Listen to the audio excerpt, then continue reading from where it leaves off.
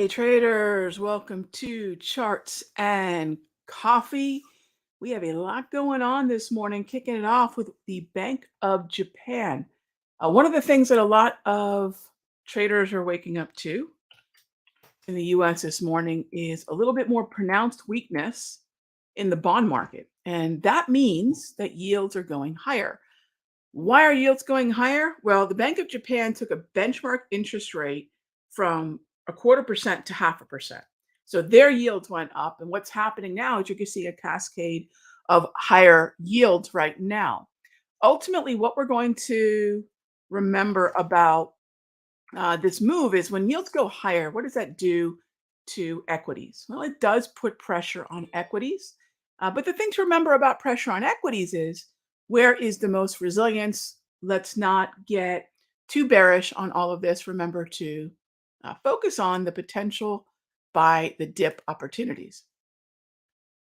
This morning, what we're going to remember is the bond market is in an uptrend. So let's kind of think about how we can view the Bank of Japan action, sending yields higher, sending equities lower. Where are the buy the dips?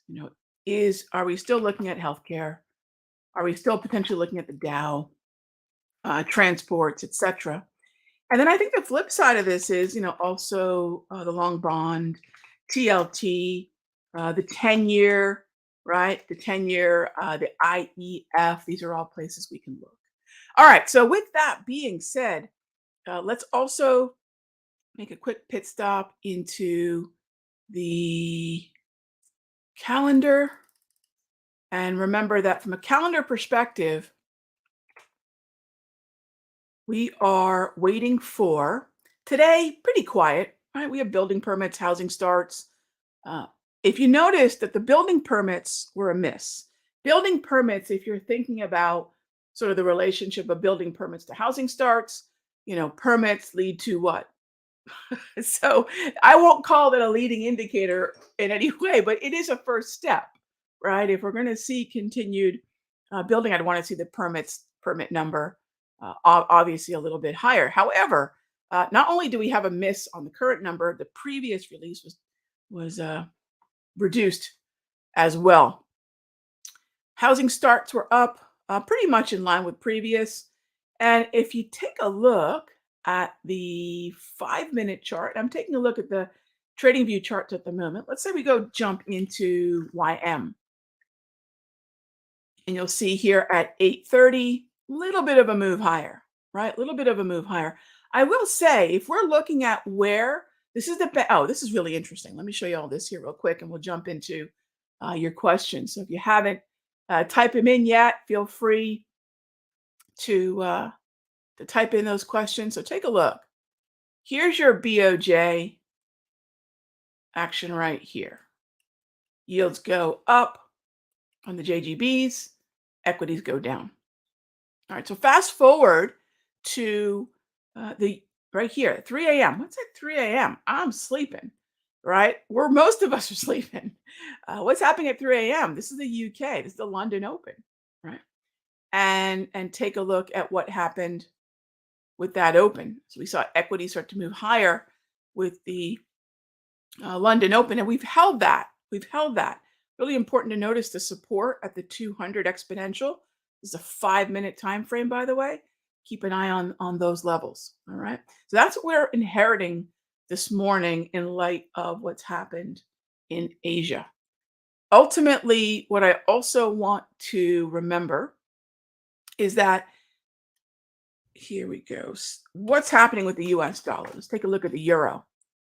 And this movement lower, it's a really easy way to understand what's happening with the dollar without a US dollar futures contract access, which you need the ICE for. This movement lower in the euro, this is the 6E contract, means the dollar index futures, which is the DX contract, is actually moving higher. This thing's moving higher as the euro moves lower. Keep that in mind. It's an inverse correlation. Euro moves lower, dollar moves higher, and vice versa. All right. What else do we have here? All right, let's just jump into the question. So, good morning to the free trading room, folks. Good to see you all. If you have any symbols you want to take a look at, let me know. And then, good morning to everybody on our YouTube channel.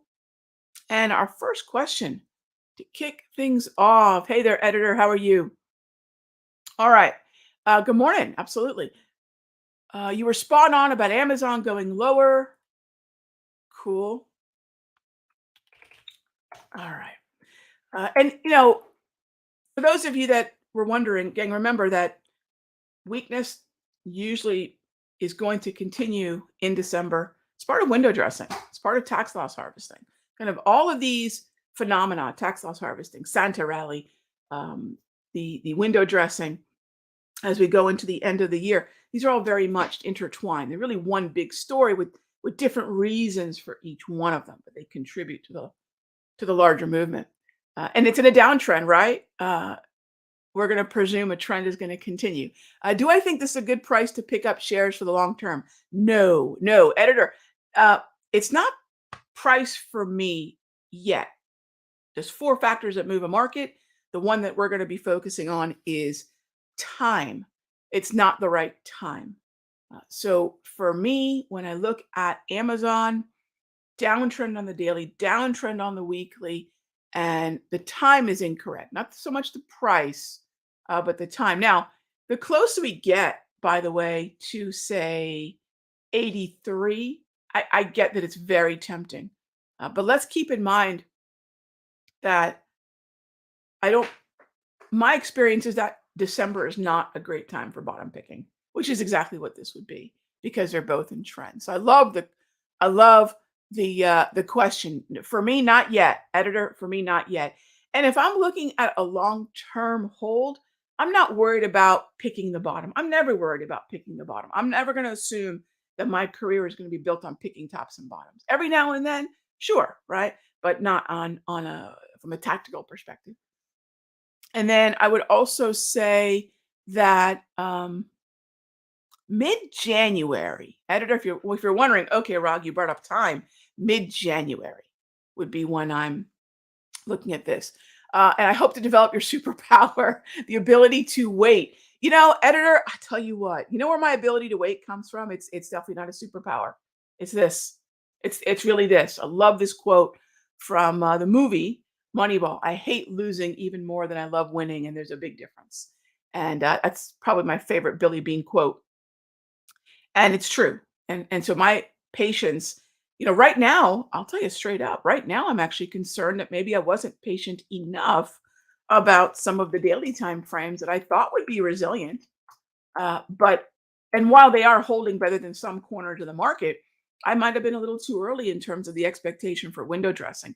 Remember, gang, it's way too soon. It's way too soon to presume that we are or are not going to get any kind of Santa rally. Remember, Santa rally is the last five trading days of, it's a little bit too early, right? The last five trading days of the month and the first two trading days of the new year, which means at earliest, I can think about this Friday or maybe Tuesday of next week as the window for Santa rally. I'm going to say Friday because we're closed on Monday. So Friday really begins that are we or are we not going to get that end of year rally? So thank you for the question. And definitely it's not willpower, as one of my favorite books, Willpower Doesn't Work. It's not willpower. It's simply knowing that losing costs me money and I hate to lose. All right. Yeah, Gary B, patience is a virtue. I am not patient in any other part of my life. I'm exceedingly patient when it comes to trading. All right. Good morning, Furman. What would be my trigger to get long YM? First of all, I would not probably recommend most traders who are not really used to futures trading and the leverage that a YM mini futures contract would involve. I would probably recommend to most futures traders no go with DIA or maybe the micro. That said, I love this. I love this support near the 200 propulsion. We are trying to form a minor low. So there's two ways to do it. Get in aggressively today. There's a few levels we can look at. or more conservatively tomorrow, Wednesday, December 2/1, as we take out today's high. So let's say we do not go higher than 33,048, which is the current pre-market high. Let's say we don't get above that level. Then, tomorrow, then there's no minor low completed trigger. So I'll be keeping an eye on today's candle. I think that if there is an opportunity to do that based on what I see, that's going to map to what I do. And what I see here is oversold support, uh, proximity to the 200 in the most resilient index of the four that most of us watch, right? Russell, S&P, Dow, NASDAQ. All right. Good morning. Good morning. All right. Let's see. Next up, can we take a look at NOW and WING? Sure.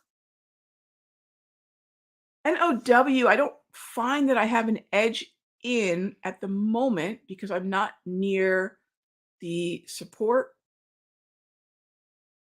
here. We could possibly look at this level. These are all Darvis levels that I'm extending. Oversold stochastic. Really important also to note that we have a neutral trend, right? Um, maybe an oversold buy in that area. That's not out of the question. I can't say that I love it because I'm not going to prioritize chop in this environment. I want to find trends. Wing might be a slightly better look at a market that was trending, isn't anymore, but at least it was able to organize into a trend. So then we go right back to where support, some good Darvis level support here. I don't know if you noticed before I drew the green line, we have a little bit of a volume ledge in this area. Also looking for the support here on the slow stow. Also noting that you'll see right here on the multi-trend, we have a yellow neutral trend, which means I can look for an oversold support level, an oversold buy. And that's really what I'm looking for. So I would say wing marginally better than now because I have some inclination that there is a path of least resistance. And clearly, when you look at the action since June, when you look at the action since January, um, hmm, January to June moving lower, June to current moving back higher. So the action since June's been generally, I won't call that a buy the dip in the strictest sense, but it has been find support, get long from support. So thank you for the question. Let's see. Next up, top spin says long call, TITN and XLI. Good looking chart. Yeah, good looking chart. Now, the other thing I'm curious about is, liquidity. Ultimately, as long as there's liquidity, if you're buying the underlying stock, great. If you're looking for long calls, as you mentioned, really good looking chart. Top spin, beautiful. And I am a fan of the XLI. Yes, it's not say in the uptrend that it once was, even just 2 sessions ago, but contrast that to say XLY, right? Contrast that to say XLK. So XLI, XLV, IYT, corners of the market that we could say really belong to the Dow in many ways are really, relatively speaking, much stronger. So really like that. Top spin, nice entry, good eye. Look, I have found if I look at a mistake or a decision that I could have made better in the market, I always look upstream from where the mistake was made. What happened before? What preceded it? And ultimately, I have found more often than not, it's the watch list. It's what I'm trading, not necessarily how I'm trading it. Because a lot of traders can use different strategies and emerge from the trade profitable. But usually, the common denominator of winning traders is they're looking at certain stocks that have certain criteria that works for their strategy. So good stuff. All right, next up, 403. Good morning. Still trying to figure out when the dip is no longer viable. Sure. Netflix this morning had some news that moved the price below the red wave. At this point, no longer buy the dip strategy. No, I would be fine with a buy the dip. For me, a dip, right? is a retracement. It is a pullback. So if you kind of look at a dip as a retracement, for me, a retracement is most applicable in an up or down trend. Okay. Now you can retrace chop, you can. This would probably be a 50% retracement from this low to this high, right? So there are retracements within sort of non-trending or sort of choppy to slightly trending markets, which is what right in here would have been. Yeah. However, I prefer the trending variety. So I want to eliminate one side from contention. Can I go long or can I go short? If I cannot confidently eliminate one side, find a different symbol to trade. So I can confidently eliminate, I'm not going to short Netflix. Okay, the next level is where can I find support? We have volume ledge right there. We're also at the 200 in that area.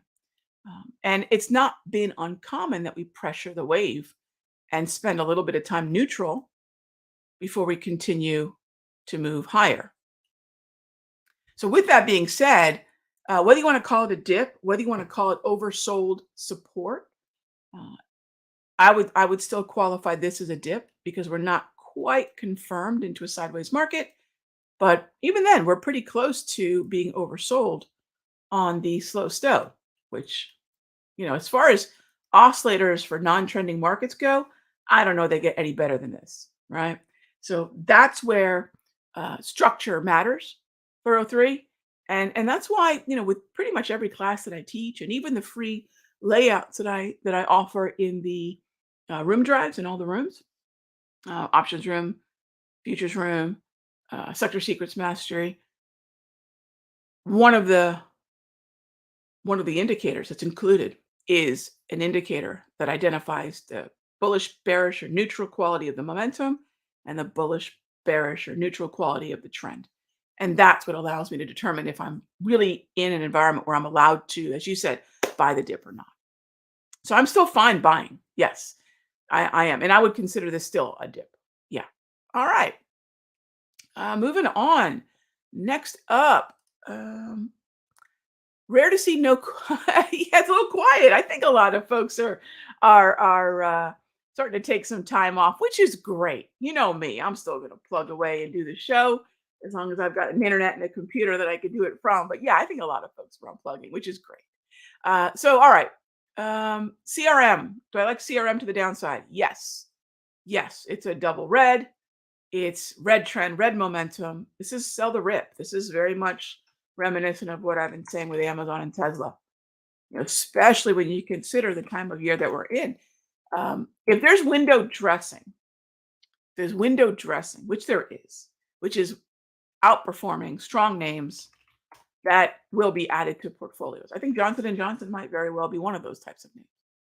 Names that are being added to portfolios because, well, let's put the best stuff in that showroom window, right? Showcase. But on the flip side of that, part of window dressing is sort of the window undressing. What do I take away from the window? I don't want to put the ugly stuff in the window. I'm trying to entice people to come into the store. I'm not going to put Amazon, right? I'm not going to put Amazon out there. I'm not going to put Tesla out there. I'm not going to put CRM out there, right? So to your point, I think there's a good chance we'll see continued follow through on those. Airbnb, ditto. Airbnb, ditto. Again, no one's going to take Airbnb and put it on the nice mannequin in the big picture window at the front of the store. If someone's walking by the sidewalk, no one's going to take a glance at that Airbnb and say, I need to get me that." Right? It's really that retail logic. The window dressing. So I agree in terms of bearish. I'm with you. Yeah. Okay. Next up is how we doing on time. Oh, I think we're just about out of time. Just answering these real quick, and then we'll wrap it up. The question here is, I was wondering if I could go over the checklist for entry and risk management. Steve, that's a huge topic. We definitely dedicate a lot of time to that in the Sector Secrets room, where I day trade with the folks in there 5 days a week. But let me just leave you with this. Risk management starts with position sizing. And position sizing, if you want to go upstream to that, is what can I risk of my account?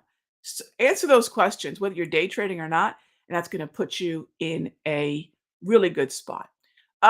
Prince asks, and we'll leave it with this: what does a slow still provide that the V score does not? Ah, two different factors that move the market. They both work together. Slow stow is a price based tool, open, high, low, close. V score is a volume based tool. They work together, they're not redundant in any way. One is volume derived information, the other is price. All right, gang, thank you as always for being a part of the Charts and Coffee Show. For those of you that are wondering, what is this window dressing Santa Rally tax loss harvesting phenomena at the end of the year?